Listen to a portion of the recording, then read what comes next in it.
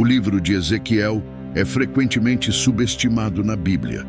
Durante o período em que Ezequiel viveu, enfrentou tempos extremamente difíceis.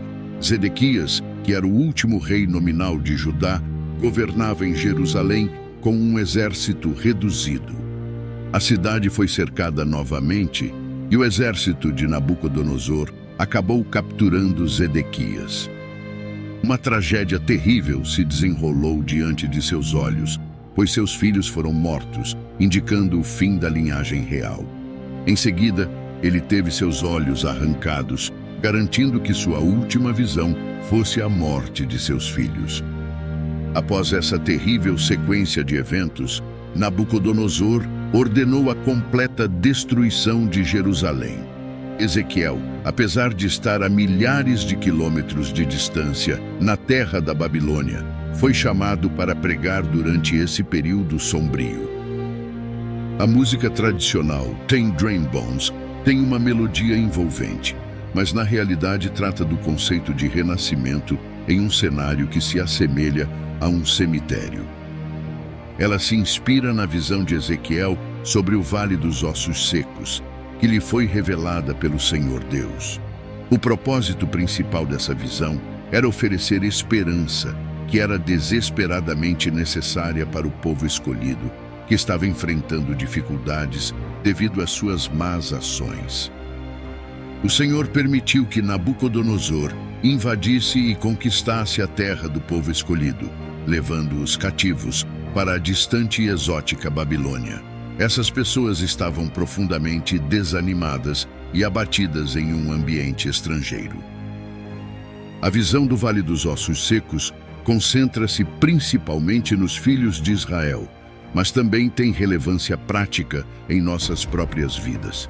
Quanto a Ezequiel, a passagem relevante é encontrada em Ezequiel, capítulo 37, versículos 1 e 2, onde descreve essa visão que simboliza o renascimento e a restauração do povo escolhido por Deus. Veio sobre mim a mão do Senhor, e ele me levou no espírito do Senhor, e me pôs no meio de um vale que estava cheio de ossos, e me fez passar em volta deles. E eis que eram muito numerosos sobre a face do vale, e eis que estavam sequíssimos. Deus não muda a localização de Ezequiel, mas proporciona a ele uma experiência vívida ao levá-lo a um vale repleto de ossos secos. A secura desses ossos indica que eles estiveram ali por um longo período, sugerindo que o vale já foi habitado, mas agora está deserto. O Senhor desejava que a mente e o espírito de Ezequiel fossem profundamente impactados pela aparente falta de esperança da situação. Se não tivermos cuidado, nossos lares podem deteriorar-se em um monte de ossos secos. Quanto mais negligenciamos as palavras de Deus e as regras familiares, maior a probabilidade de nossa família se tornar um esqueleto.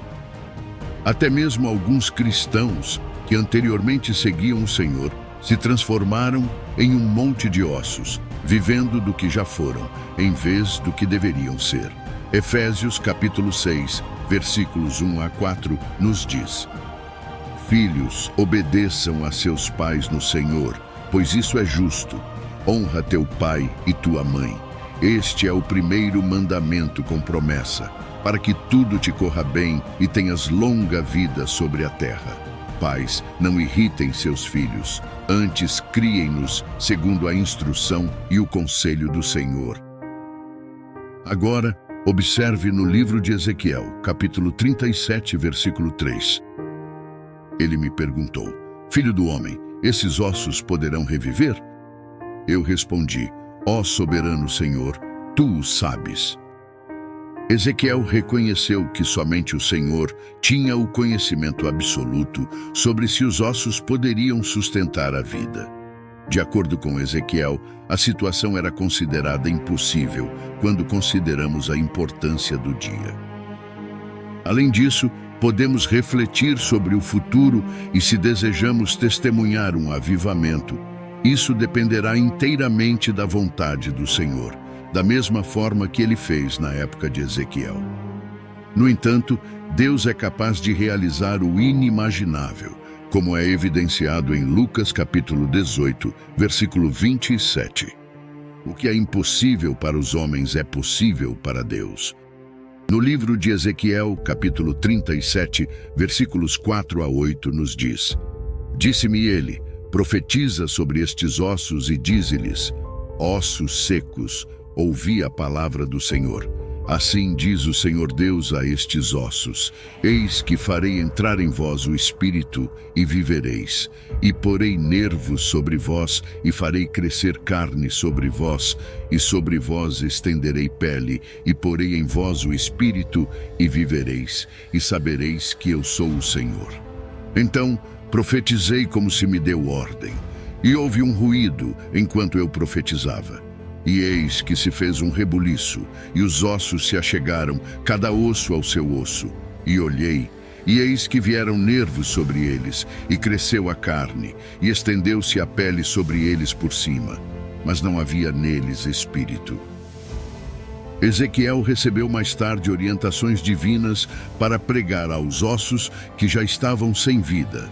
Deus estava revelando a Ezequiel uma importante verdade que todos nós devemos compreender. A proclamação da palavra de Deus possui um poder intrínseco, capaz de trazer vida, como está descrito na Bíblia. Ela oferece vida e fé àqueles que a aceitam.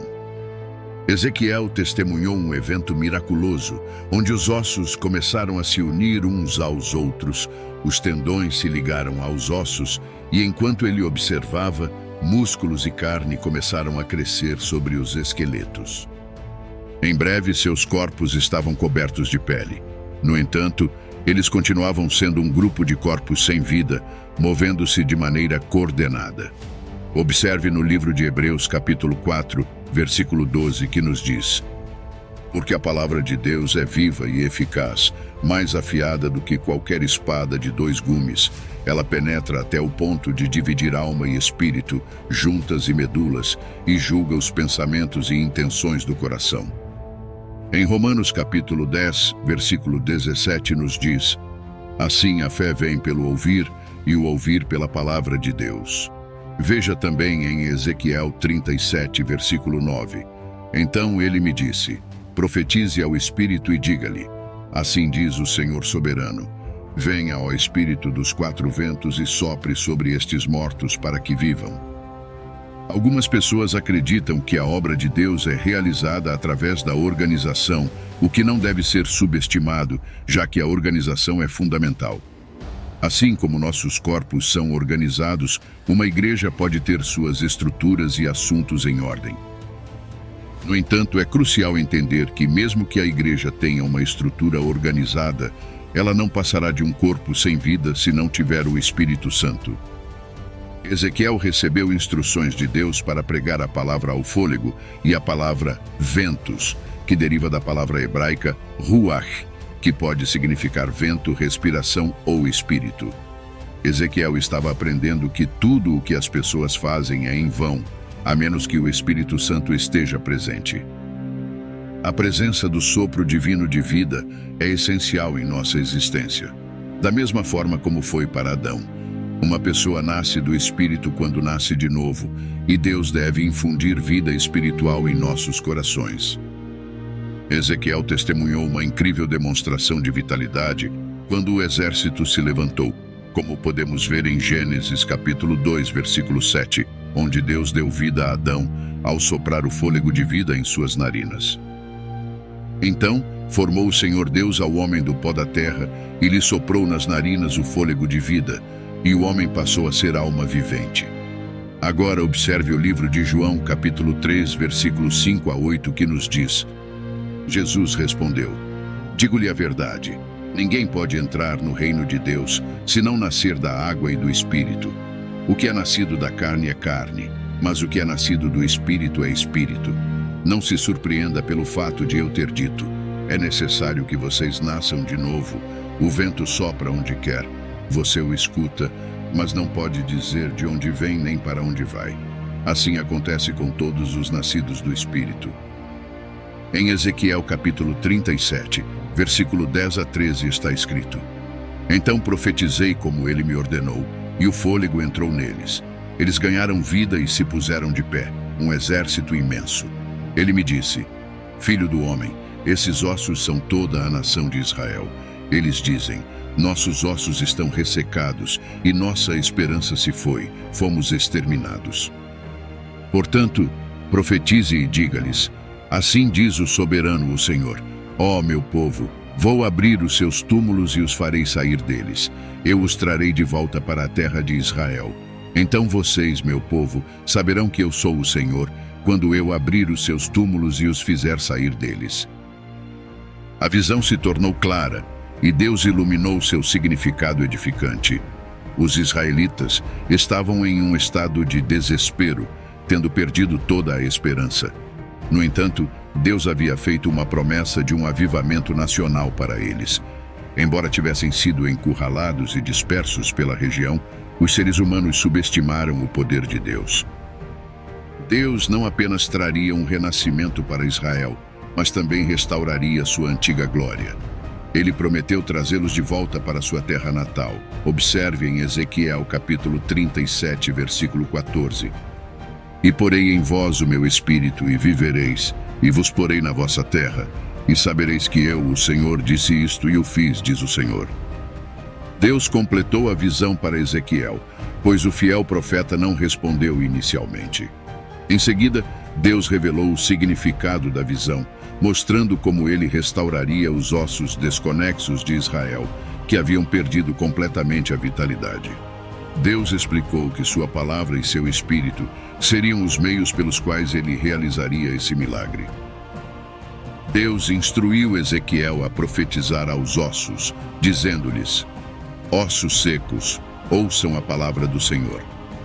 Quando Ezequiel obedeceu, Deus permitiu que os ossos começassem a se unir novamente, enquanto tendões, carne e pele restauravam sua forma original. Porém, a palavra por si só não era suficiente. Era necessária a concessão do Espírito para que esses corpos recebessem o fôlego e voltassem à vida. Isso serve como um exemplo clássico de avivamento, a revitalização espiritual do povo de Deus. Nos tempos modernos, a revitalização espiritual da Igreja de Deus ainda ocorre por meio da palavra e do Espírito. Quando um desses elementos está ausente, o povo de Deus não pode experimentar a presença significativa de Deus entre eles. Isso está em conformidade com 2 Coríntios capítulo 3, versículo 17 e 18. Ora, o Senhor é o Espírito, e onde está o Espírito do Senhor, ali há liberdade. E todos nós, que com a face descoberta contemplamos a glória do Senhor, segundo a sua imagem estamos sendo transformados com glória cada vez maior, a qual vem do Senhor, que é o Espírito. Conforme a palavra de Deus nos ensina, nossas transgressões e pecados anteriores nos deixaram espiritualmente mortos, como um monte de ossos secos. No entanto, há uma mensagem de esperança que Deus nos transmitiu. Quando reconhecemos Jesus Cristo como nosso Senhor e Salvador, Ele nos traz de volta à vida espiritual.